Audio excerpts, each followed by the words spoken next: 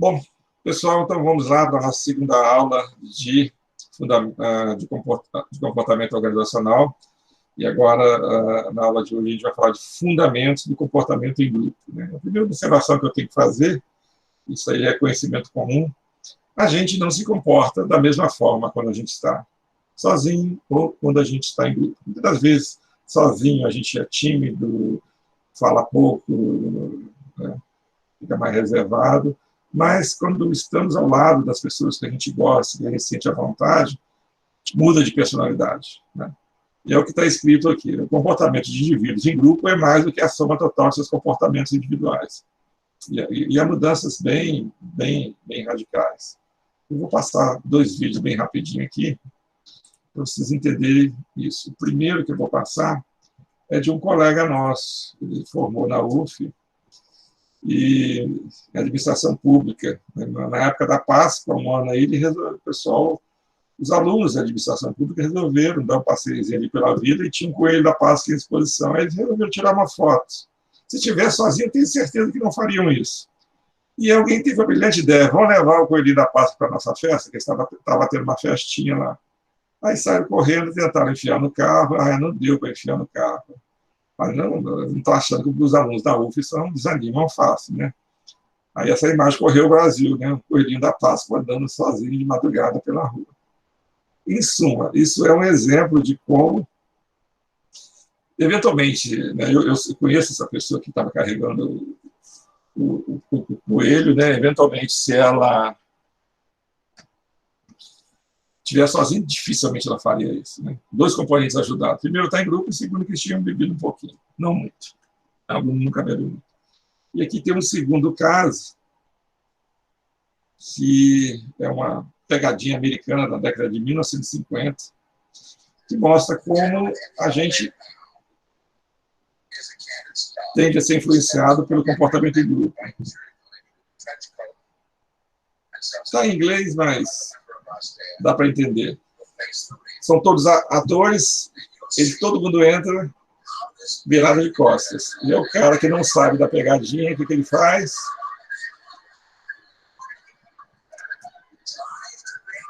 Lentamente, devagarzinho, vai virando, virou. Não virou tudo não, mas virou.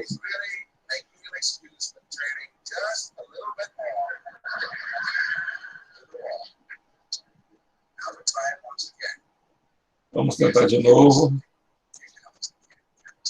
Esse aí nem titubeou muito.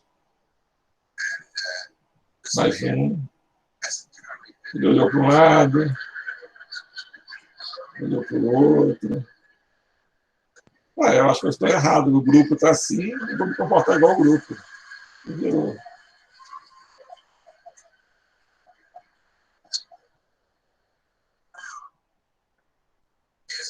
Essa é a parte mais legal, vamos lá. Esse aí é jovem, a personalidade não está formada, esse vai seguir o grupo com certeza. Aí abre a porta no outro andar.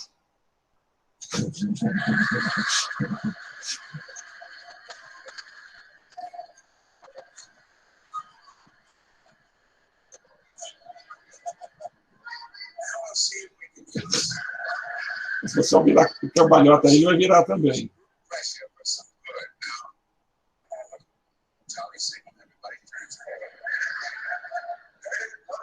Tira o chapéu. Opa.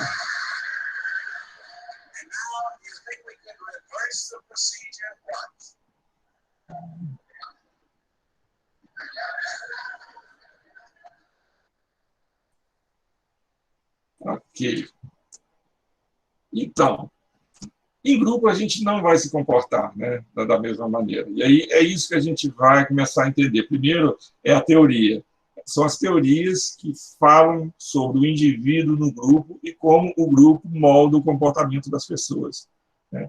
Nós estudamos personalidade no período passado, personalidade influencia fortemente como a gente age no dia a dia, mas não é só a personalidade.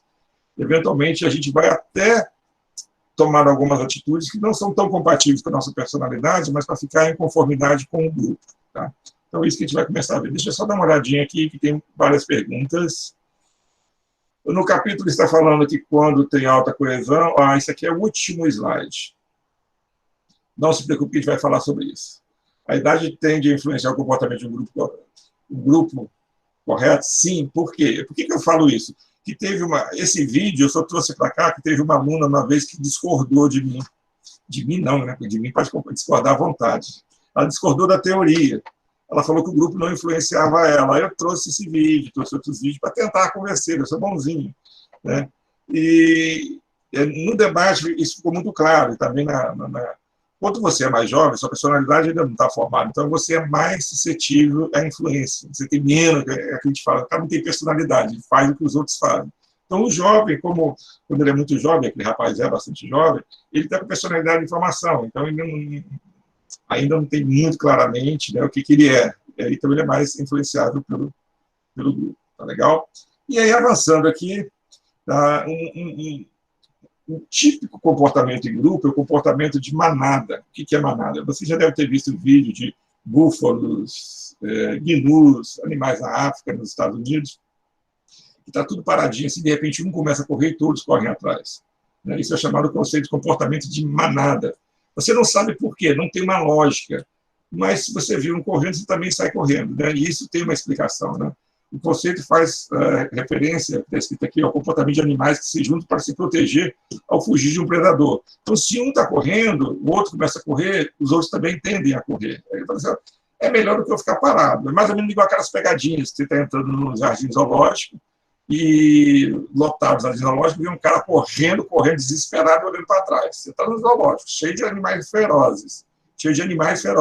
Um cara correndo, você não vai perguntar se algum animal fugiu, você vai correr também, o comportamento de manada. Você não quer entender o fato, a lógica, você tende a seguir o grupo. E é mais ou menos o que esse texto aqui explica. Esse texto ele é bem interessante, que é ligado ao papel das redes sociais e ao comportamento de manada. Então, aplicado aos seres humanos, o comportamento de manada refere-se à tendência das pessoas de seguirem um grande influenciador ou mesmo um determinado grupo, sem que a decisão passe necessariamente por uma reflexão individual. Então, o comportamento de manada lá, como que é o comportamento de manada no mundo animal? Um sai correndo, o outro sai, todo mundo sai correndo. Aqui, os animais é meio que instintivo, eles não viram perigo, eles só viram o outro correndo. E, similarmente, nos homens com seres humanos, é a mesma coisa.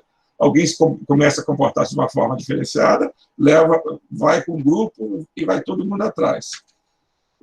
Se muitas pessoas compartilham uma ideia, outras tendem a segui-la. É semelhante à escolha de um restaurante quando você não tem informação.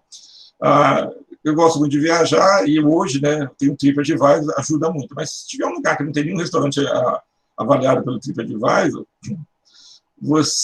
como que você vai escolher esse restaurante? Você vai ver que está mais cheio. Né? É um comportamento de manada. Se está mais cheio, é porque é melhor. Aí você vai entrar lá. Né?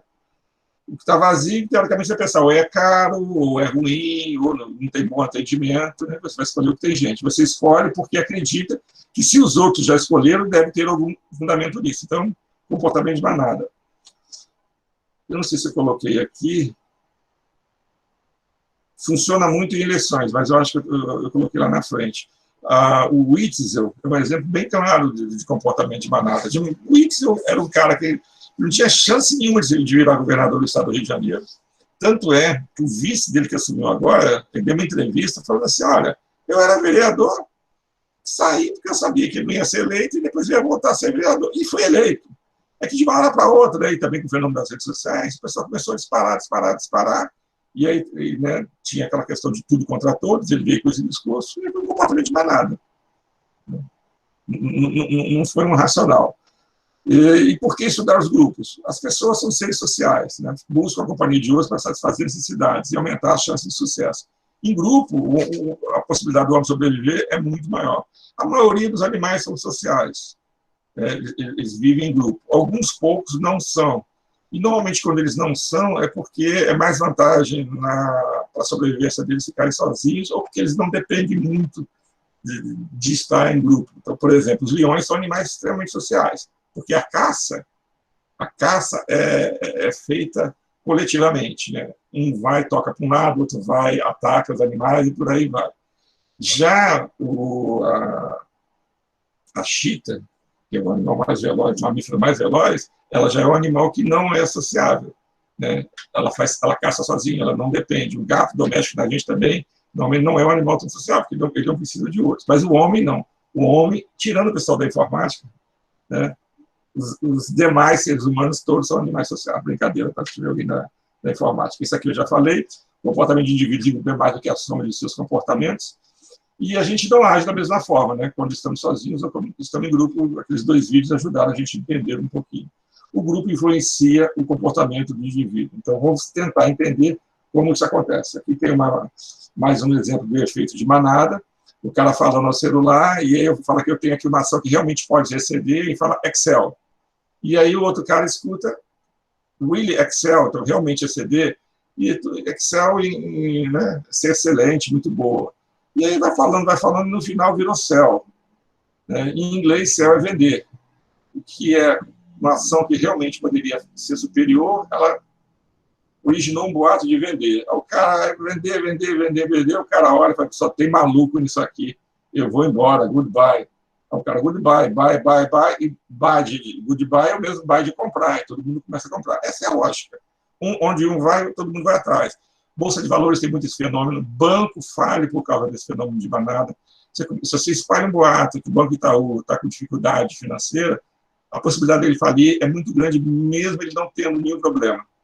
Porque as pessoas, por efeito manada, vão lá e vão sacar dinheiro, e um vai falando para o outro, né? E foi o que aconteceu há uns 2 anos atrás com o Bolsa Família. Né? Teve um boato que o Bolsa Família iria acabar e que estavam fazendo depósitos antecipados, porque exatamente não ia ter mais. No Brasil inteiro teve um efeito manada. Foi todo mundo para a Caixa Econômica Federal receber do Bolsa Família. E, na verdade, o que originou tudo isso foi um pagamento antecipado errado da Caixa, fez para algumas pessoas. E, a partir daí, surgiu o boato, né? E esse boato gerou um comportamento. Assim, eu não sei você, eu vou tirar. Aí você olha, você não vê o fundamento, não vê a lógica. Mas você vê um fazendo, outro fazendo, você não quer saber, vou fazer. A minha chance de sobrevivência é maior se eu ficar com o grupo. Então, você se comporta, né, conforme o grupo. Então, exemplo de efeito de manada é aqui mesmo: mercado financeiro, é isso que eu acabei de falar, e eleições, que é do Ix, eu sabia que estava aqui na frente. E o efeito de manada é somente uma das diversas formas que o grupo influencia o comportamento do indivíduo. Tá? Vamos aqui, então, rapidamente, isso aqui, a leitura só é suficiente. Primeiro, dar o conceito de grupo. O mais importante é a gente ver como o grupo vai influenciar as pessoas. Nós temos 2 tipos de grupos, formais e informais.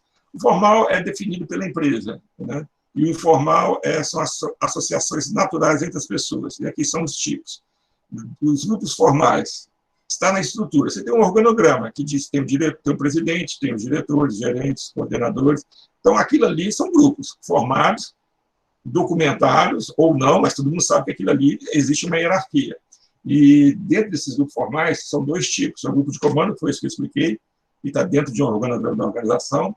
O indivíduo se reporta diretamente a um superior hierárquico, o chefe. E você tem grupo de tarefa. Esse grupo de comando é permanente, né, a não ser que acabe o setor, a seção, a gerência. Mas, a princípio, ele não tem data, ele pode acabar, mas ele não tem data para acabar. O grupo de tarefa, sim, ele tem data para começar e tem data para acabar. Então, por exemplo, eu preciso analisar reclamações dos funcionários sobre a qualidade do refeitório. E aí eu formo um grupo de 10 pessoas de diversos setores e dou um prazo de 1 mês para eles analisarem, é um grupo de tarefa. Né? Um projeto para a instalação de uma nova máquina, é um grupo de tarefa. Isso aí não vai ser 1 mês, vai ser 2 anos, por exemplo. Então, um grupo de pessoas se reúne para executar determinada tarefa, com início, meio e fim. Então, esses são os grupos formais que são definidos pela empresa. E tem os grupos informais, que também acontece, mas que a empresa não tem controle, apesar de querer ter controle. O primeiro deles é o grupo de interesse. Eu sou uma pessoa que gosta de música, que sei tocar uma bateria. Então, eu tenho interesse pela música, eu tenho interesse em tocar instrumentos musicais. Há uma tendência de... Não, desculpa.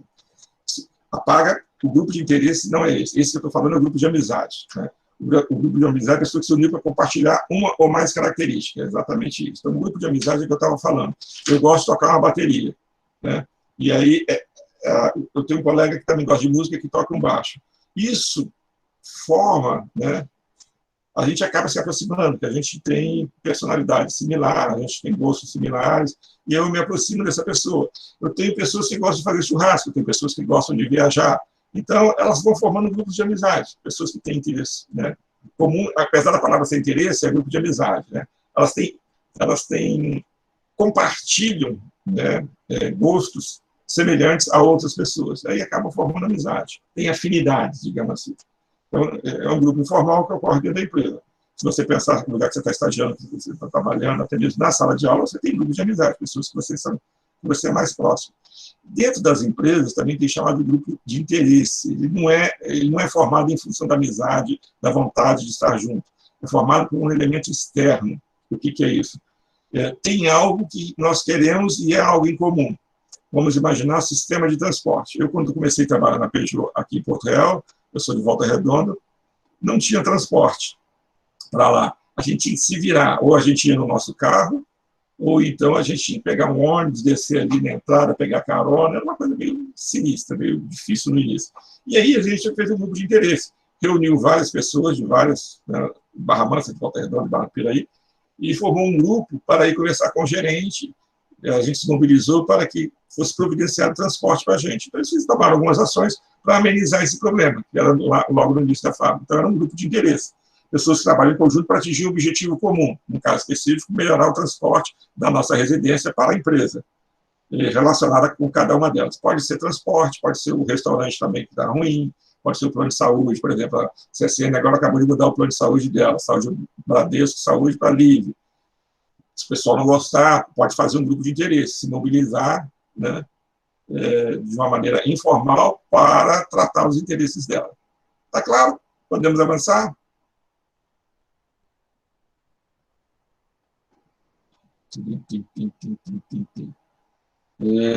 Por que e com quem as pessoas formam grupos? Então, a gente vai falar agora qual o motivo e quem é que eu escolho para, né, fazer parte do grupo, ou qual grupo que eu quero fazer parte, né, com quais pessoas eu quero fazer parte do grupo. Existe uma teoria que explica isso, ela chama-se teoria da identidade social. E essa explicação vem por 4 fatores. Né? Eu quero fazer parte do grupo, né, por 4 motivos. Né? E essas pessoas serão escolhidas, esses grupos serão escolhidos por esses 4 motivos. Similaridade, distinção, redução de incerteza e status. Eu já vou adiantar aqui, já vou falar na teoria da identidade social, um dos motivos pelo qual eu vou querer participar do grupo. Eu vou reduzir as incertezas. Né? Eu gosto de dar o exemplo dos nerds. Eu comecei a estudar em 1974, parte de vocês não eram nem casados ainda.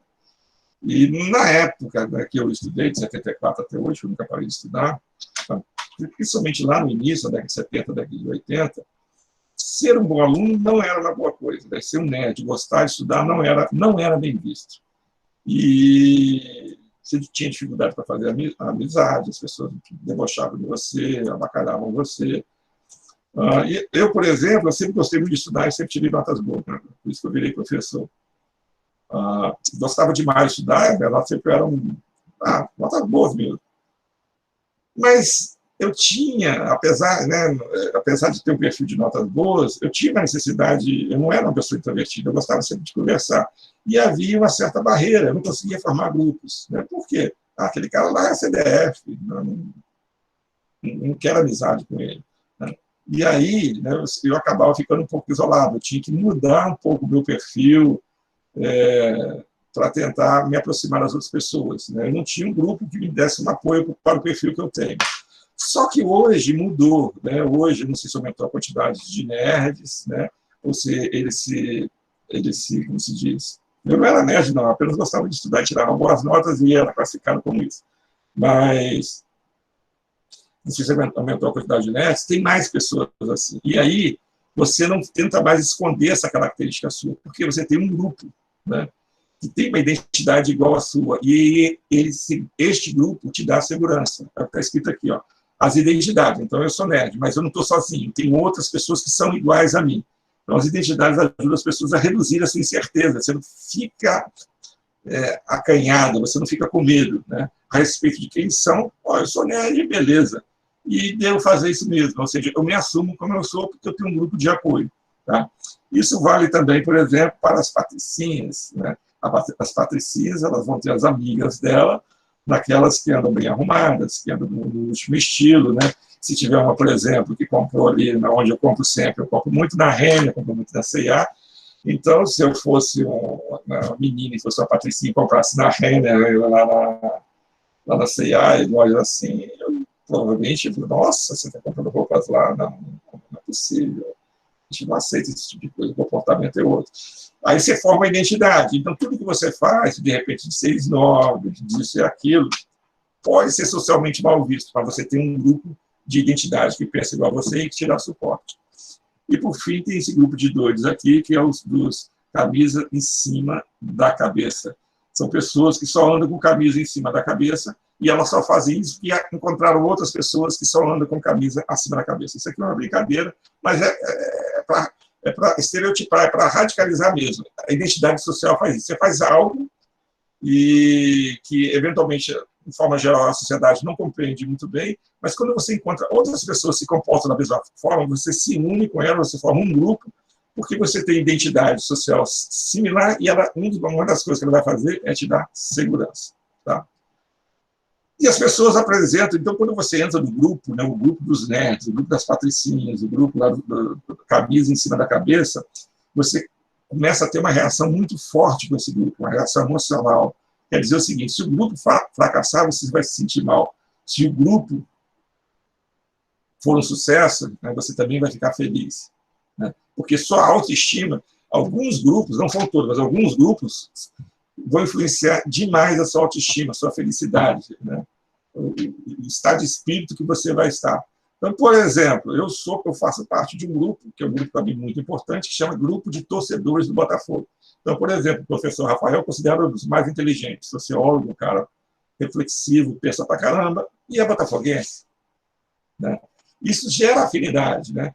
E ainda mais nesse tempo que o torcedor do Botafogo está acabando, então, quando eu acho alguns assim, a tendência é a gente se aproximar. E eu reajo emocionalmente a esse grupo. Então, por exemplo, quando o Botafogo... Felizmente, o Botafogo ultimamente não perde mais, também não ganha, só empata.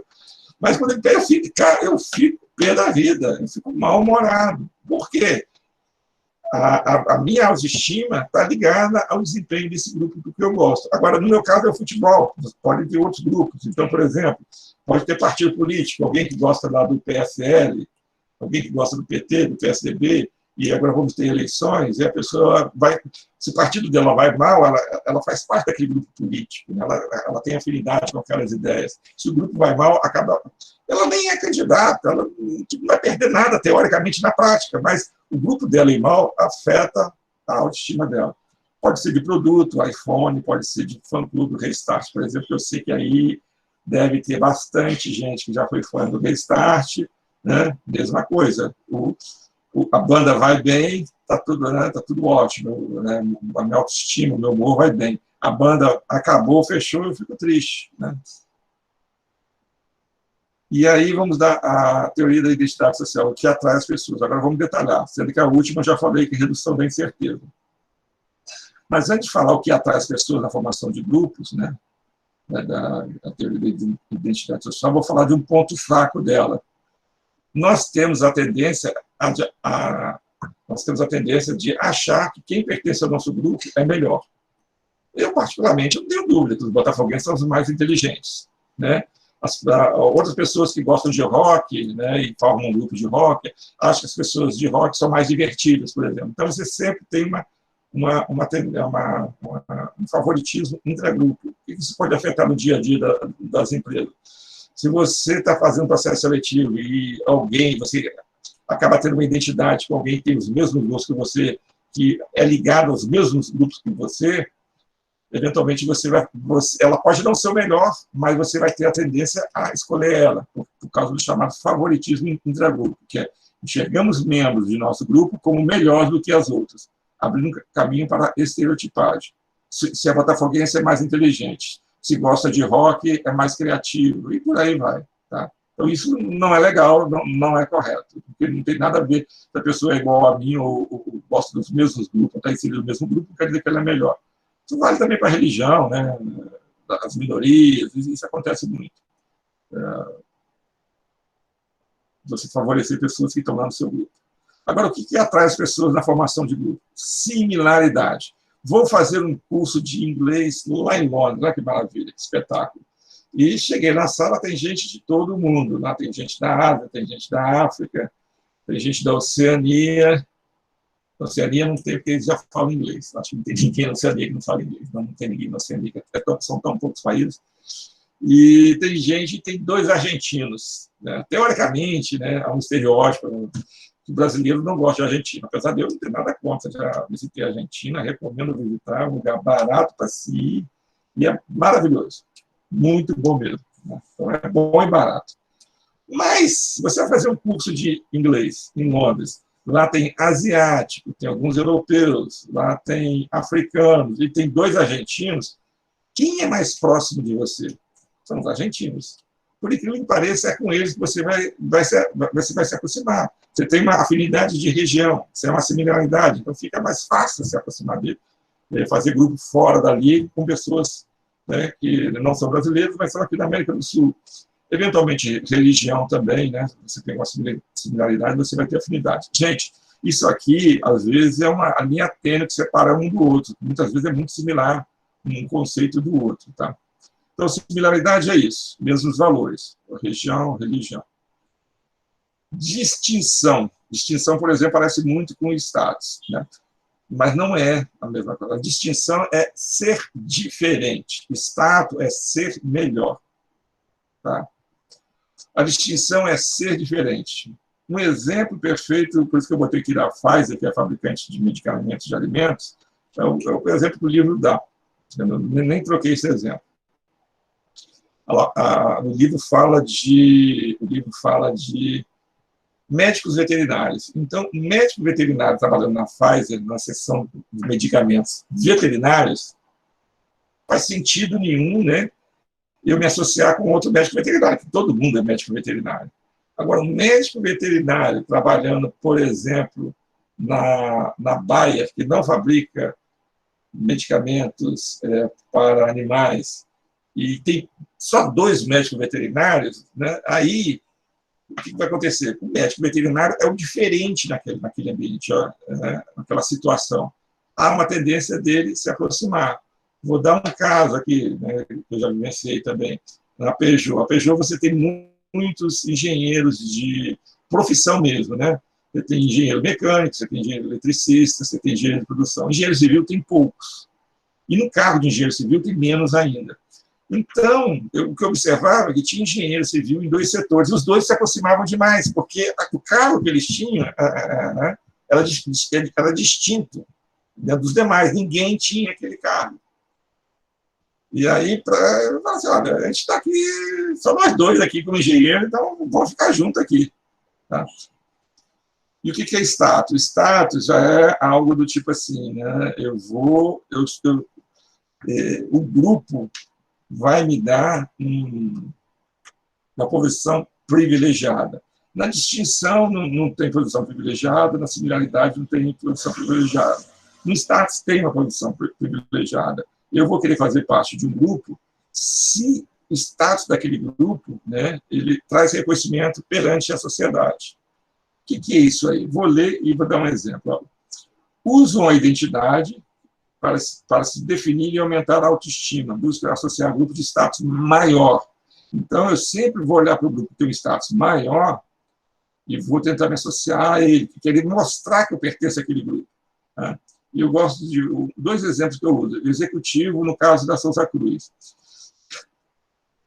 Eu trabalhei, foi o meu primeiro emprego na Souza Cruz, e era bem dividido, era bem claro lá. Você tinha 3 categorias, 2, mensalistas e executivos. Tá? E eu era analista de recursos humanos, eu era o penúltimo nível de mensalista. Então, se eu recebesse uma promoção, eu passaria para executivo. Então, eu convivia muito com os executivos. Meu cargo, eu convivia com a direção, todo mundo lá. Mas eu não era executivo da empresa. E a quantidade de executivo não era tão grande assim. Os executivos, eles faziam questão, né, de dizer que era parte daquele grupo de executivo.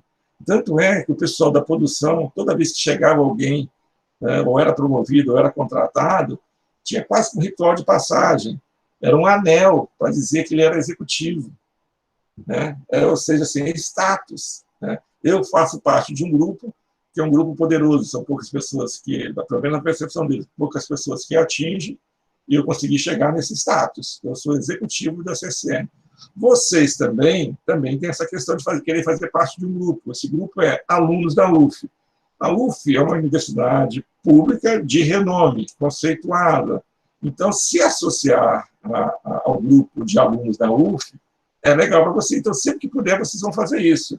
Nem que tem que comprar uma camiseta, nem que tem que deixar bem claro que você tirar algumas fotos da UF. O que é isso? Você quer fazer parte daquele grupo, porque aquele grupo vai te dar status. E o último caso é a redução de incerteza, eu já falei. Tá? Então, só para resumir, aí eu trago de novo aquela figura. Eu tenho a teoria, por que as pessoas vão formar grupo, a teoria da identidade social. Por quê e com quem? Vão formar por similaridade. Eu estou aqui sozinho num lugar, eu vou procurar quem se parece comigo. Né? Quem tem valores similares ao meu. Distinção. É um pouco parecido com similaridade, mas tem a ver com posição geográfica aqui, ó. Características demográficas incomuns e raras. Aqui não tem a questão de incomum e raro, eu sou distinto, eu sou diferenciado. Então, se eu sou diferenciado, né, eu tento me associar com aquelas pessoas. Não quer dizer que vai dar status, não. Eu apenas sou diferente e eu vou tender a formar grupo com pessoas diferentes. Aqui, eu vou tender a formar grupos com pessoas que têm valores similares aos meus. Então, por exemplo, eu sou cristão, não quer dizer que eu sou cristão, a maioria dos brasileiros são cristãos, os argentinos também são. Se você for formar, por exemplo, amizade com um indiano, provavelmente ele não vai ser cristão, ele vai ser, qual é a religião lá predominante? É o dos Brahmas, não esqueci. Hindu, provavelmente ele vai ser hindu. Se você for com um asiático, provavelmente, fazer amizade, ele vai ser um budista. Então, os valores não são iguais. Tá? A questão do status, eu vou querer fazer grupo, se eu tiver condições, né, eu vou querer me associar e fazer parte de grupo que vai me dar um status maior. E também vou poder querer fazer parte do grupo para reduzir a minha incerteza. O que isso quer dizer? Quer dizer que certas coisas que a sociedade não vê com os bons olhos, quando eu tenho pessoas que fazem a mesma coisa que eu me aproximo delas e elas vão me dar segurança. Então, eu assumo do jeito que eu estou. Eu não passo a ter certeza sobre o meu comportamento, eu passo a me sentir seguro em função do apoio que eu tenho do grupo. Tá? E o favoritismo entre a grupo que eu falei, que a gente tem a tendência a achar que quem tem a mesma identidade social nossa é melhor, e não necessariamente isso é verdade. Vamos pular esse modelo, que isso aqui é bem teórico, depois vocês dêem uma lidinha no material, e ele é bem autoexplicativo, né, de como se formam os grupos. Agora vamos para a parte mais importante. Como o grupo vai moldar o comportamento do indivíduo? Tem 5 formas de moldar. Primeiro, o grupo vai dar papéis. Né? As pessoas têm papéis. Né? E esses papéis vão influenciar a forma como eu vou agir. Tá? Então, em todo grupo, eu tenho um papel. Eu sou professor. Então, quando eu entro em sala de aula ou quando eu entro aqui numa videoconferência, eu estou no papel de professor. Né? Então, eu estou no grupo de alunos, eu estou no grupo educacional. Quando eu vou ver o jogo de futebol, né, torcer para o Botafogo, eu estou no grupo de torcedores, eu tenho um outro papel. Quando eu estou dedicado com a minha família, com a minha esposa, com meus filhos, né, eu sou pai, eu sou marido, então é o outro papel, e por aí vai. A gente é como se fosse um artista, nós temos diversos papéis, e para cada grupo, um papel é predominante. Tá? E esses papéis influenciam a forma como a gente age. Ou seja, os grupos determinam, dentro do grupo nós temos alguns papéis que são reconhecidos pelo grupo e por você mesmo, e você tende a agir de acordo com o que se pensa que é aquele papel. Está um pouquinho complicado, mas vocês vão entender agora. Deixa eu ler o conceito e já vou dar o exemplo. Conjunto de padrões comportamentais esperados, atribuídos a alguém que ocupa determinada posição em uma unidade social. Então, a unidade social é o grupo. Eu ocupo uma posição. E aí, para cada posição, eu tenho um padrão de comportamento. Então, vamos lá. Se eu sou pai, o que se espera de um pai? Se eu sou casado, o que se espera de uma pessoa casada?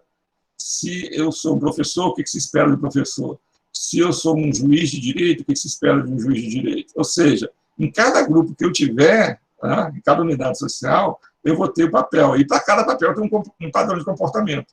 Só que esses padrões de comportamento vão variar em duas formas. Eles vão ser influenciados pela percepção e expectativa. E agora vai ficar mais claro para vocês entenderem. O que é percepção? A percepção é o que o indivíduo pensa do papel. É como ele enxerga o papel. Então, vamos lá. Eu faço parte de um grupo. Esse grupo, ele é a empresa que eu trabalho. Vou dar um exemplo aqui da Peugeot, que tem um caso bem ilustrativo disso aqui. Eu trabalho como analista de sistema. Esse fato é verídico para a gente. Trabalho como analista de sistema na França. Um amigo meu que foi à França contou essa história para mim. E como analista de sistema, eu tenho papel, sou analista de sistema. O que o analista de sistema faz? Ele bate ponto, se ele trabalha mais, ele tem hora extra, ele não tem subordinado, ele tem responsabilidades técnicas, ele não tem responsabilidades de hierarquia, ele não é chefe de ninguém, ele não é cargo de confiança. Então, esse é o papel dele. O cara executava perfeitamente bem. No período que esse amigo meu estava na França, esse analista de sistema foi promovido. Ele deixou de ser analista de sistema e passou a ser chefe de sistemas. No dia seguinte à promoção, ele foi trabalhar de gravata. Por quê? E parou de conversar com a pessoa, com esse amigo meu que estava lá e com as outras pessoas. Por quê? Cara, a cabeça dele dá um nó. Eu já fui promovido 3 vezes. Isso já aconteceu comigo. Quando eu leio isso aqui, eu lembro bem. Porque você pensa assim, hoje eu sou analista. No meu caso, é exatamente isso. A primeira promoção que eu tive, eu saí de analista de recursos humanos sênior e fui ser supervisor de produção, com uma equipe de 30 pessoas. A primeira coisa que eu pensei, eu até conversei com amigos, o que um chefe faz? Ou seja, qual é o papel do chefe? E aí você muda o seu jeito, e você olha para o papel e tenta se adequar a ele. Então, esse cara lá na França, o que ele era? Ele era analista, composto de um jeito. Tranquilo, eu estou um tempo analista, eu sei como que é. Mas quando ele vira chefe, ele vai olhar para o papel de chefe e falar, o que chefe faz? Bom, chefe anda melhor arrumado, ele botou uma gravata. Chefe não dá muita liberdade para... Isso estava na cabeça dele. Chefe não dá muita liberdade para as pessoas. Eu não vou conversar com todo mundo. Chefe tem um ar maior de seriedade, ficava mais sério. E por aí vai. Então, a percepção que eu tenho daquele papel vai influenciar a forma como eu vou agir. Está claro isso? Então, a percepção é eu. Como eu percebo. Então, a percepção é eu. Agora, a segunda forma de papel influencia é a expectativa. A percepção é como eu percebo. Isso vai influenciar o jeito. Eu acho que o papel é assim, mas não é só o que eu acho do papel. A expectativa é o que as outras pessoas acham do papel. Então, por exemplo, eu sou solteiro. Sou solteiro, e aí, se eu sou solteiro, posso sair na noite, vou para uma boate, fico até 3 horas da manhã, 4 da manhã, viro à noite, de madrugada em casa. As pessoas vão me ver chegando de madrugada em casa, não vão falar absolutamente nada, não tem nada a falar. A expectativa é uma pessoa solteira age assim. Se eu casar e continuar com esse mesmo padrão de comportamento, eu posso, na minha percepção, achar que isso é normal. Eu posso pensar que o casamento é um casamento aberto. Mas o que vai acontecer é que as outras pessoas, as pessoas que estão ali no meu grupo, no meu dia a dia, têm uma expectativa e as pessoas também têm uma percepção de papel. E aí a expectativa que eles têm é diferente da percepção que eu tenho. Aí essas pessoas falam, nossa, cara, uma família conservadora, né? Nossa, pessoa casada, chegando 4 horas da manhã em casa, sozinho, já encheu a cara, bêbado. Nossa, isso não é compatível, né? Isso não é compatível com uma pessoa casada. Isso vale para uma pessoa casada e vale para várias outras coisas, tá? Vamos falar de expectativa de professor. Né? Professor não é tão problemático, professor é um cara mais solto, mas um hábito que eu gosto de fazer, com a pandemia eu parei de fazer. Eu adoro ver jogo ali no bar da Sinuca da Terrada. É um bar da Sinuca, um bar bem popular, o pessoal fica lá gritando, discutindo, debatendo. tem uns aperitivos que eu gosto demais, né? Tem que falar baixo aqui, senão o pessoal escuta. Torresmo, então eu adoro torresmo, tomo uma cervejinha. E eu acho, a minha percepção, que isso é perfeitamente compatível com o papel de professor universitário. Algumas pessoas podem não achar isso. Você acha que não, aluno não esquece. Mas alguém fala, nossa, olha quem está ali naquele boteco, cheio de pé inchado ali. Poxa, o cara é professor, servidor público federal, graduação, mestrado, doutorado. Nossa, eu não esperava que fizesse uma coisa dessa. Então, isso é expectativa. E aí, mesmo que eu tenha uma percepção do papel, além dessa percepção, eu vou olhar para a expectativa. Essas duas coisas vão influenciar no comportamento. Uma vez eu contei isso em sala de aula, né? É legal as experiências que eu troco com os alunos. Um aluno levantou a mão e falou, professor, literalmente aconteceu isso comigo e com o meu pai. Aí ele falou o seguinte, olha, no bar da sinuca mesmo. Falou, meu pai, eu e ele, nós íamos sempre no bar da sinuca, jogar sinuca. Tá? Eu nunca jogo sinuca, eu sou péssimo para jogar sinuca. Eu fico lá tomando cerveja e comendo torresminho. E aí ele falou, mas só que... Aí meu pai ele começou a fazer o curso de Direito, ele largou a profissão dele e passou a ser advogado. E um dia eu chamei ele para ir jogar sinuca comigo e ele falou assim, eu não posso mais ir. Porque eu, como advogado, as pessoas vão olhar para mim e elas vão falar, não, um advogado não pode ir no boteco desse. Como eu vou entregar a minha ação na mão de um cara desse? E aí influenciou, a percepção dele não ia afetar em nada, mas ele sabe, ele vai se comportar de um jeito porque a expectativa dos grupos do qual ele está inserido, né, ele vai influenciar o dia a dia dele. E ele vai olhar, não, eu tenho que me comportar desse jeito, senão eu vou acabar me prejudicando. Tá? E, por fim, né, essa questão da expectativa, eu tinha um amigo meu, isso lá na Souza Cruz, no meu primeiro emprego, o cara era muito inteligente. Carlos Wagner, o nome dele. Ele era supervisor de manutenção, cara acima da média. A gente tinha afinidade política, né? A gente era bem progressista na época. Gostava muito de conversar. E todo dia ele ia lá, saía da fábrica. Você vai sair da fábrica, no ano passado, a fábrica era um lugar quase fechado, né? Era quase um presídio. Sair da fábrica era um crime. Saía da fábrica, não tomava cerveja, mas comprava uma coxinha, uma coisa, voltava, beleza. E aí aconteceu o seguinte, ele andava com cabelo longo, enchia no comício do PT, essas coisas todas. Bom, eu descobri recentemente, né, 2 anos atrás, que ele é irmão do Carlos Wagner, que foi o governador da Bahia, que, se não me engano, agora é senador pelo PT. Bom, vamos lá. E aí, o que aconteceu um dia? O diretor da unidade que eu trabalhava, que era agora fugiu o nome dele, mais 2 gerentes chamaram ele para uma reunião. E falaram assim, Carlos Wagner, nós temos para você aqui uma proposta. Né? Temos uma vaga de executivo, você já é executivo, supervisor de produção, mas você vai passar para gerente de manutenção. Só que é o seguinte, a gente acha que você tem o potencial, mas a nossa expectativa é que um executivo da Souza Cruz, ele não anda com cabelo longo, ele não fica nos botequins, ele não fica indo no comício do PT, é isso e aquilo. Falaram abertamente. Mas aí você decide o que você quer. A gente acha que você tem potencial, você é um cara muito inteligente, pode chegar longe aqui dentro da empresa, mas a expectativa que nós temos em relação ao executivo, nesse nível que você está indo, é outra. E ele acabou aceitando. Gente, não foi coincidência. Depois desse momento, nunca mais ele passou lá para ir sair para tomar uma coxinha, cortou o cabelo, não foi mais a comício nenhum, de partido nenhum. Em suma, as expectativas que, né, os executivos da empresa tinham em relação ao que uma pessoa deveria fazer, foi explicitamente falada para ele. E, né, às vezes é implícito, né? Mas o caso do advogado é implícito. Mas esse caso foi explícito. Nós vemos o executivo assim, assim, assado. Assim que é um executivo. Você pode enxergar de outra forma. Beleza, é a sua percepção, a nossa expectativa é essa. Você quer ser? Você tem que se adequar. Ele aceitou. Ele não se arrependeu. Ele cresceu pra caramba, ele foi mandado para fora do Brasil, foi presidente de empresas fora do Brasil, virou diretor mundial de manufatura. Hoje eu não sei onde ele está, mas 2 anos atrás ele tinha retornado ao Brasil e estava com uma função estratégica aqui dentro da Souza Cruz. Tá? Então é isso, percepção e expectativa. E para finalizar essa questão, vou contar aqui conflito de papéis, tratorista,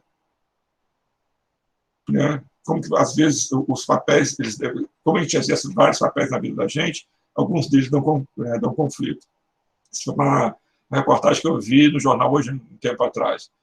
Reintegração de posse, tinha lá o Ministério Público, tinha lá a polícia e tinha um tratorista. Era uma casa, um barraco, bem simples, e eles foram lá para, e lógico que a TV Globo foi junto, filmando tudo. O oficial de justiça entregou, falou assim, olha, essa casa vai ser derrubada. A polícia garantiu e falou, tratorista, derruba o barraco dela. O tratorista começou, ele parou no meio do caminho, começou a chorar, foi lá, abraçou a mulher e saiu correndo. O oficial de justiça, eu vou te prender para que prenda, eu não vou derrubar essa casa. O que é isso? Ele tinha dois papéis, às vezes dá conflito de papel. Um papel é tratorista, e o outro papel era pai de família também. Depois ele deu uma entrevista e falou, eu vi ali a minha família. E aí, às vezes dá conflito. Vamos imaginar um profissional policial militar, que é uma função extremamente importante, né, e necessária na sociedade. E imagina um policial militar, e ele também é religioso. Não tem nenhum problema, né? Mas só que, eventualmente, algumas das coisas podem dar contraste. A função é legítima, é necessária, ela é extremamente importante em um policial militar. Mas, eventualmente, se ele seguir muito ao pé da letra o que é falado na Bíblia, os papéis podem dar conflito. Pode, estou dizendo que vai dar, mas pode dar conflito. Então, são alguns exemplos de como a gente exerce diversos papéis, eles podem dar tilt na cabeça da gente. Normas dos grupos modelam o comportamento de seus membros por meio de normas. Então, cada grupo tem suas normas. Tá? Essas normas são chamadas padrões aceitáveis de comportamentos compartilhados, ou seja, quem está no grupo não está escrito isso não, isso é tácito, está no ar.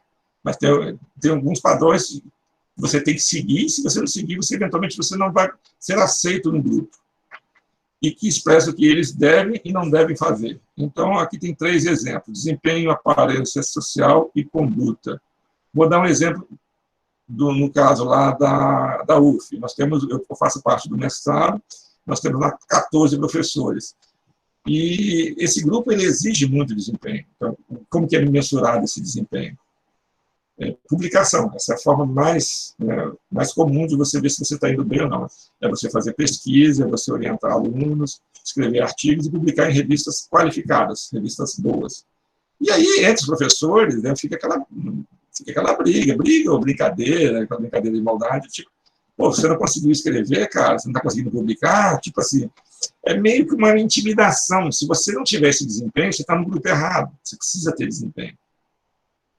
Então, há uma cobrança de desempenho. Então, você está lá, às vezes algum professor pede para entrar, e aí o pessoal, esse grupo, a norma de desempenho dele mais forte, a norma que ele tem mais forte é de desempenho. Né? E aí fala, pô, esse cara ele até tem a pontuação para entrar, mas ele não vai conseguir manter porque ele não tem consistência. Não é aceito no grupo. Né? É um padrão. Se você entrou, você vai ter que correr atrás. Então, eu tenho que me virar. Eu estou lá desde 2013, assim que terminei o doutorado. Desde 2013, eu tenho que sair publicando, porque se eu não sair publicando, tem até norma que vai me tirar de lá. Né?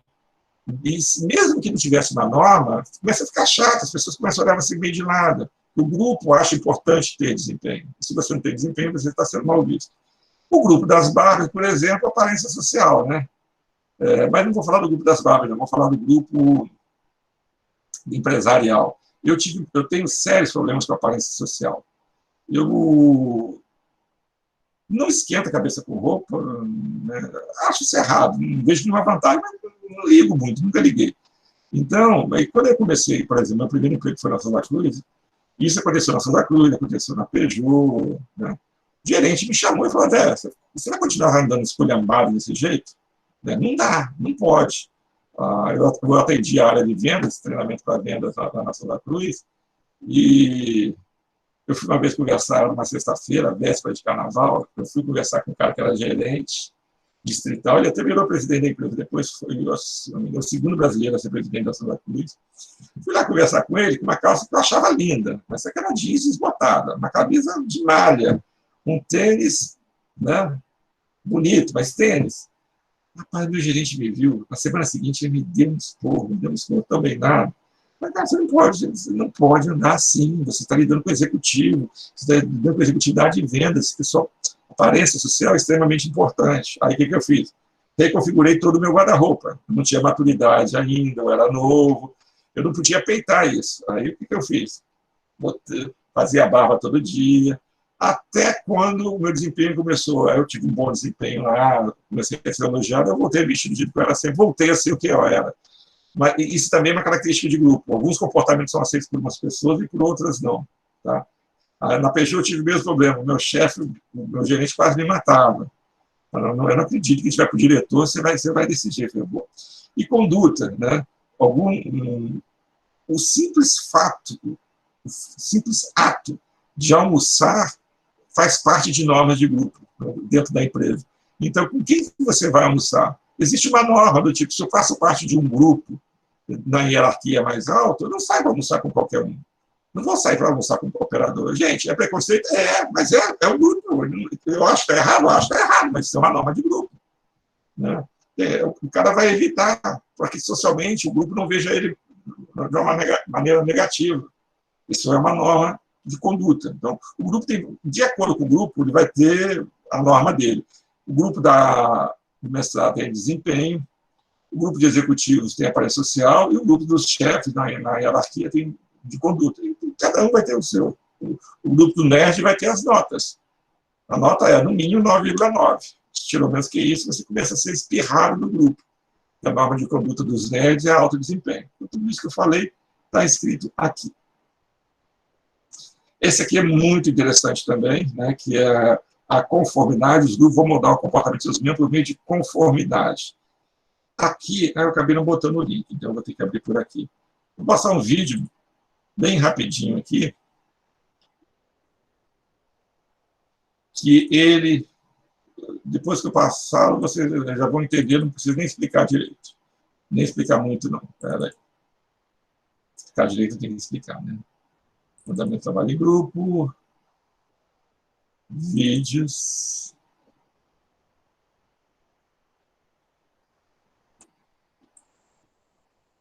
Cadê? Ah, tá. Sumiu o vídeo. É esse aqui?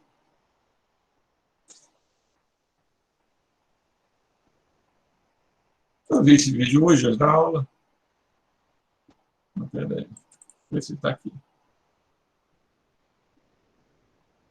Sumiu o vídeo. Infelizmente sumiu. Mas eu explico para vocês. É exatamente essa teoria. Eu iria poupar tempo, mas agora não vai ter jeito. Eu vou ter que explicar para vocês. A conformidade, né? Os sabiam que estava errado, mas preferiam ficar coerente com o grupo. Ah, está aqui, é por isso que eu não tenho vídeo. Ele está na internet. Estou ficando moderno, agora eu boto o link. Aí vocês assistem o comercial. Vou pular aqui.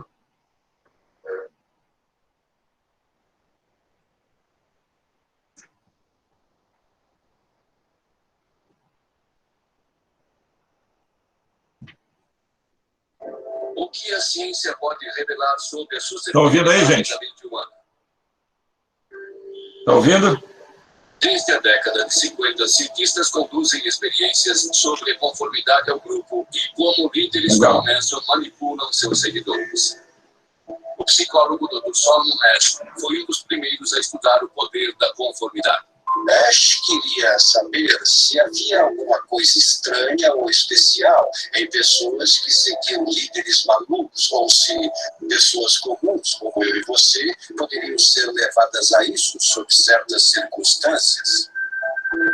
O experimento de Asch sobre conformidade é famoso entre os psicólogos sociais, como o Dr. Benjamin Zablocki. Boa tarde. Ele não precisa de tecnologias caras.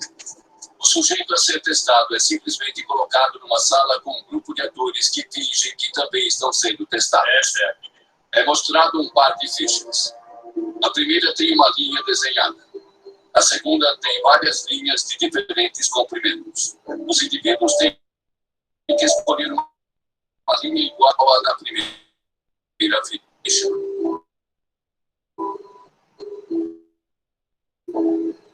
Sob o teste, dão a resposta errada? Após todos darem a mesma resposta errada, pede-se mesmo para a pessoa que está sendo realmente testada.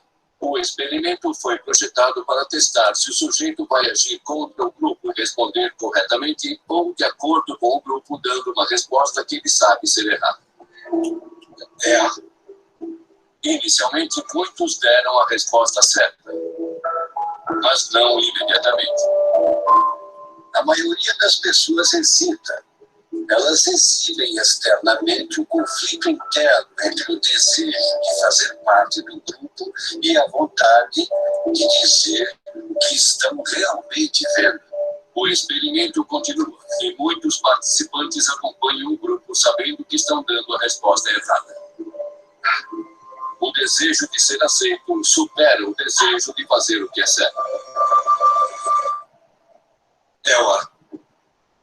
Descobriu-se que 75% das pessoas testadas negam aquilo que estão vendo e entram.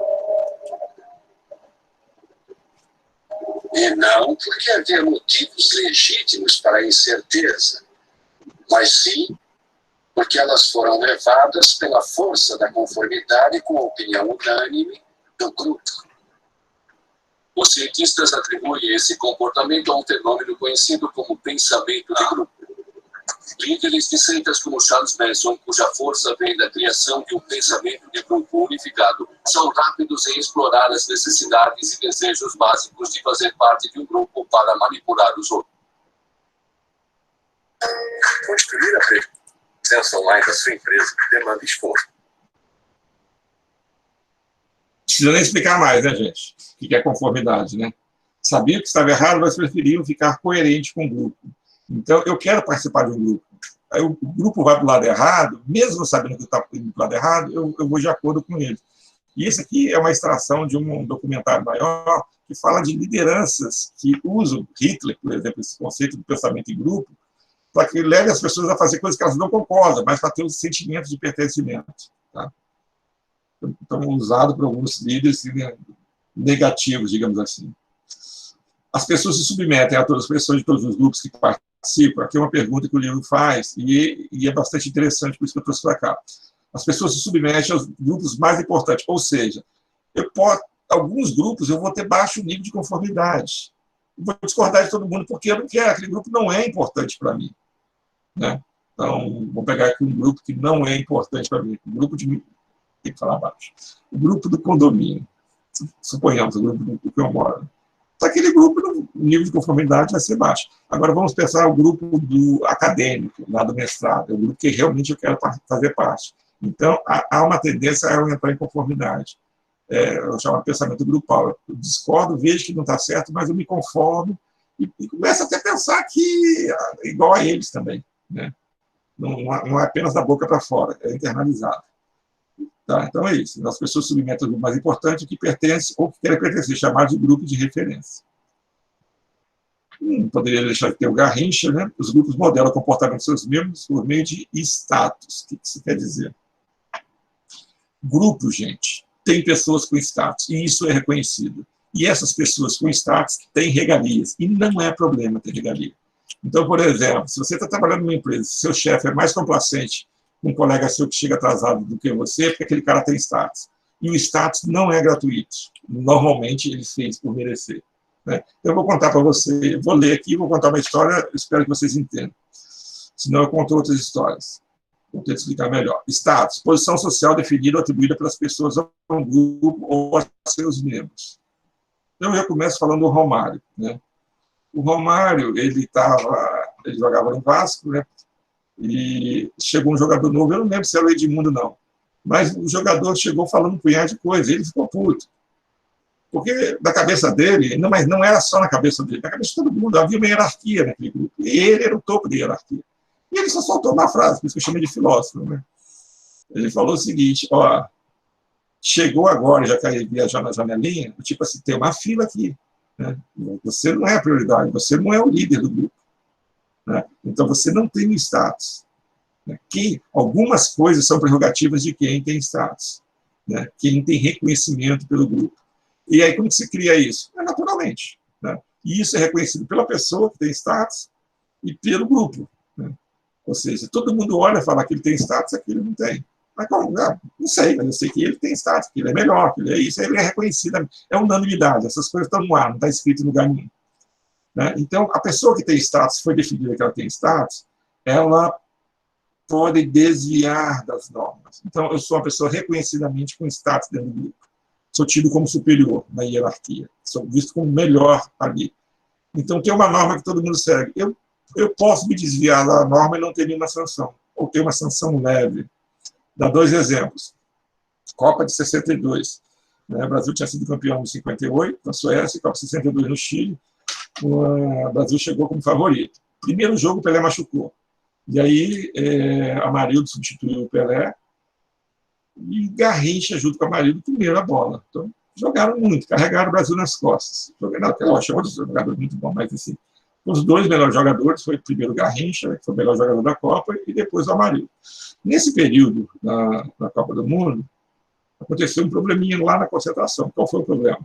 Chegou a denúncia anônima de que tinha jogador fugindo do hotel, que era a concentração do time lá no Chile. E na época, né, por incrível que pareça, desde 58, a seleção brasileira, a comissão técnica, toda a estrutura de apuro era muito profissional. Né? Eu diria que a organização deles estava muito à frente da organização que o Brasil tinha à época. Então, tinha psicólogo, coisa que até hoje muito grupo não tem, tinha fisioterapeuta, tinha pessoas da chefe de comissão, aquela coisa toda. E aí reuniu esse grupo e falou assim, tem gente fugindo. Aí falou, mas quem que é? A gente não sabe. O pessoal do hotel informou, o cara sai tal hora e só volta tal hora da madrugada. Não, isso não pode. Nós estamos em uma Copa do Mundo, isso é coisa séria, essa pessoa não está levando, não está respeitando o nome do Brasil. Aí chamou o Chimbica, que era o roupeiro, Chimbica, essa noite você não dorme. Você vai ficar acordado e vai ver quem está saindo, quem está fugindo da concentração, vai dizer a hora que saiu, a hora que chegou. Amanhã a gente se reúne aqui, você vai dizer quem é e a gente vai mandar esse cara embora. Beleza. Dia seguinte, todo mundo reunido, chega o Chimbica e todo mundo, agora sim, com aquela cara de vingança. Chimbica meio constrangido. E aí, Chimbica, o cara fugiu? Fugiu. Vamos acabar com ele. Quem foi o cara que fugiu? O Chimbica. Garrincha. Foi o Garrincha? Garrincha não tem jeito mesmo, né? Sempre esse jeito, moleque dele. Garrincha, te deixa pra lá. Acabou a reunião, ninguém tocou mais no assunto, foi todo mundo embora. Status. Aí você fala, isso aconteceu lá em 62. 20 anos depois, a história se repetiu. 2 jogadores fugiram da concentração, só que eles foram pegos na primeira fuga. Renato Gaúcho, que todos vocês conhecem, e Leandro, que era um lateral direito do Flamengo, muito bom mesmo. E aí o treinador Altemir Santana reuniu a comissão técnica e falaram, Renato Gaúcho, passado o pregresso dele, só fazia merda, expulso. Leandro, em função do status dele, ele é uma pessoa séria, né, respeitada, ele não seria expulso. Ele fez a mesma coisa, mas ele não iria ser expulso. Ele acabou não aceitando não ser expulso, solidário ao Renato, ele não foi à Copa do Mundo Não, 82 não, desculpa, de 86. Ele não foi à Copa do Mundo. Mesma coisa. Os dois fizeram o mesmo problema. Né? Os dois fizeram a mesma coisa. Mas devido ao status que ele tinha, o respeito que ele tinha junto à comissão técnica, não foi penalizado. E o outro foi penalizado. Em suma, status vai dar privilégios. Então, você está trabalhando. Tem um cara que é o cara que carrega o piano, carrega a equipe nas costas, que ele é diferenciado, é bom, e sempre tem um cara desse, ele vai chegar atrasado, ele vai bater boca com o chefe e vai ficar por isso mesmo. Porque, em grupo, quem tem mais status e é reconhecido o status dele, ele pode romper normas, ele pode quebrar normas. Outra coisa, interação. Eles são muito mais assertivos, eles falam o que pensam e que acham que é correto falar. Vão falar e vão falar não, vão defender os interesses dele. E, mais importante, né, não é injusto, né, as pessoas acham correto, olha, ele tem mais status que realmente é melhor, então eu deixo o Garrincha aqui, porque realmente o Garrincha era melhor, e ele merecia o status e fazia as merdas que fez e trouxe. Se eu botar isso para discutir aqui, provavelmente vai ter, de repente vai rachar metade e achar que tinha que mandar o Garrincha embora, e outra metade achar que não tinha que mandar.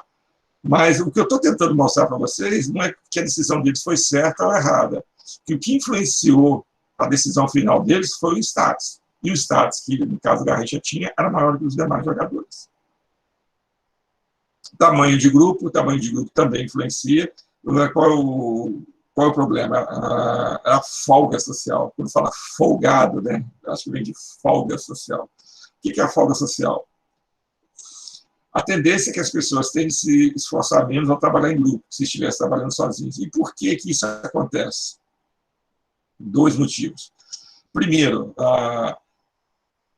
quando eu estou trabalhando em grupo, eu posso escamotear o meu esforço e as pessoas não perceberem que eu não estou trabalhando. O melhor exemplo disso é você pegar um carro estragado na rua, hoje não é tão comum, ano passado era muito comum, hoje nem pode fazer isso mais, mas acabou a bateria, tinha que empurrar para pegar no tranco, aí todo mundo ia lá empurrar.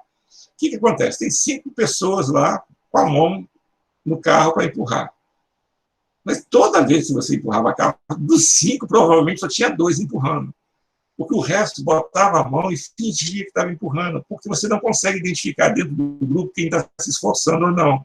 E aí o cara se esconde de trás do grupo, ele não se esforça e não consegue ser identificado. Aí depois, quando ele empurra o carro pega. Dureza, hein? Dureza nada, ele não fez nada. Então é chamada, isso é um tipo de folga social, né? E ela é vista, por exemplo, quando no cabo de força. Cabo de força é a mesma coisa.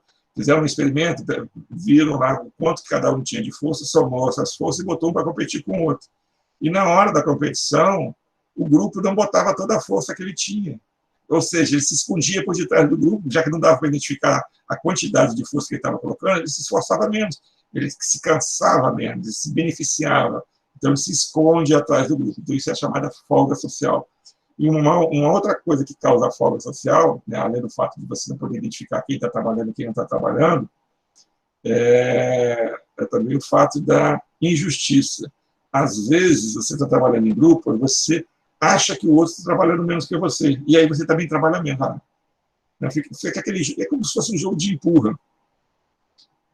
Eu acho que aquele cara está trabalhando menos que eu, então eu também não vou trabalhar muito. Então, cada um dá menos do que poderia contribuir, então tem que tomar cuidado. E para tomar cuidado com isso, é o tamanho do grupo, você evitar a folga social. Né? O grupo ele não pode ser muito grande a ponto de possibilitar a folga social. Grande demais, 30, 40 pessoas. E aí a pessoa vai se esconder, vai fingir que está empurrando o carro, vai começar a olhar para o outro, achar que ele está trabalhando também, não vai trabalhar. Né? Eu não vou trabalhar não, fulano não está trabalhando. Então o tamanho é importante, o tamanho vai influenciar. Grupos grandes têm a tendência de gerar folga social, e aí a produtividade fica menor. E aqui alguém perguntou, é o último slide, deixa eu ver se é o último slide, só para vocês ficarem felizes, é o último slide. Os grupos modelam comportamentos mesmo de coesão. Coesão é união. Né? Então, você entra numa classe de administração, vocês começam a cursar disciplinas juntos, e aí você vai formando grupos, não necessariamente a turma inteira é um grupo, tá? Mas você forma pequenos grupos dentro de um grupo maior. E aí o fato de estar todo dia junto, compartilhando as mesmas angústias, com as mesmas metas, com o mesmo objetivo, né?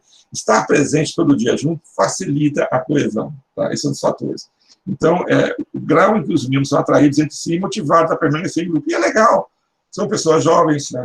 Mais ou menos da mesma idade, os grupos que você forma pensa igual, você se sente agradável estar com ele. Então, quanto mais isso acontecer, mais tempo você ficar junto, mais você se identificar com o grupo, mais coeso ele é. Então, enquanto maior, aí a coesão vai influenciar o comportamento em grupo. Mas aí é que está. Aí que está o detalhe. Você não pode achar que automaticamente o grupo mais coeso vai ser um grupo mais produtivo. Essa é a grande questão. Aqui tem os facilitadores da coesão, passar uma parte do tempo junto, ou seu tamanho reduzido facilita a interação, ou porque a ameaça externa resulta na aproximação dos seus membros. Deixa eu falar de ameaças externas também. A coesão, se você tem uma ameaça externa, você fica unido. Então, vamos pegar assim, irmão com irmão, irmã com irmã. A gente briga muito com o irmão da gente, né? A gente dá porrada, ele leva porrada do irmão da gente. Mas, experimente alguém tentar bater no irmão da gente. A gente não deixa, porque a gente se fecha contra o inimigo externo. Então, isso fecha muito coesão. Então, se você tem um inimigo externo, você sempre tem coesão. mesmo que você tenha diferença interna, diminui essas diferenças em prol para combater as ameaças externas. Tá? Então, ameaças externas é um fator de coesão. Um grupo mais coeso não quer dizer que é um grupo mais produtivo. Ele vai depender das normas de desempenho. Estão lembrados das normas de desempenho que eu falei aqui? Deixa eu mostrar aqui, voltar aqui para vocês verem. As normas de desempenho vai depender das normas de desempenho. E aí, eu tenho várias possibilidades. Coesão alta e baixa em um eixo, norma de desempenho alta e baixa. O que seria uma norma de desempenho alta? Está aqui o time do Barcelona. O time está extremamente coeso. Eles querem ganhar tudo. Né? Agora nem tanto. Eu tenho que mudar esse time aqui. Não pode ser mais o Barcelona, não. Vou botar aqui o Liverpool. O Liverpool está comendo a bola. Queria botar o Botafogo. Infelizmente, ainda não, a norma de desempenho dele não está boa, não. Mas eles exigem o máximo. Eles não querem empatar. Eles não querem... Né?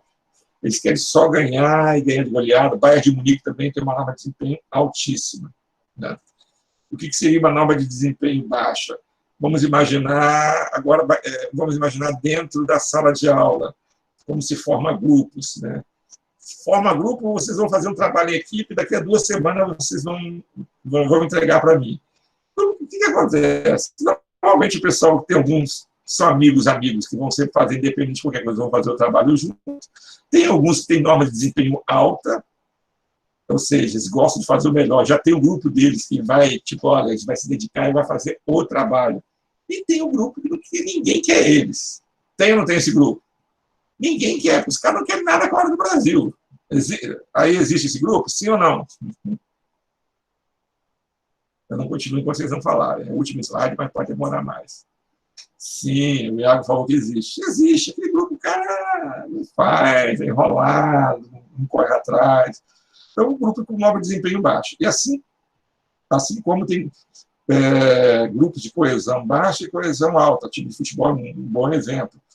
Tem time que briga o tempo todo. Né? Se você pegar o time do Flamengo mesmo, o ano passado tinha uma taxa de coesão alta. Se você pegar o Flamengo de 3, 4 anos atrás, era uma brigaiada danada.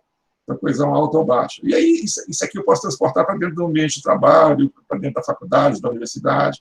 Você vai ter grupos que têm coesão, são unidos, por causa dessas características aqui, né? Tem alta coesão e baixa coesão. O que vai dizer se a produtividade é alta ou baixa é a combinação desses 2 fatores. E aí que eu vou explicar agora. Então, vamos lá. Vamos pegar aqui o grupo de alta coesão, ou seja, o grupo é unido, todo mundo gosta, as pessoas querem pertencer àquele grupo. Só que a norma de desempenho é baixa. É aquele pessoal que ninguém aceita eles no grupo porque eles não fazem nada.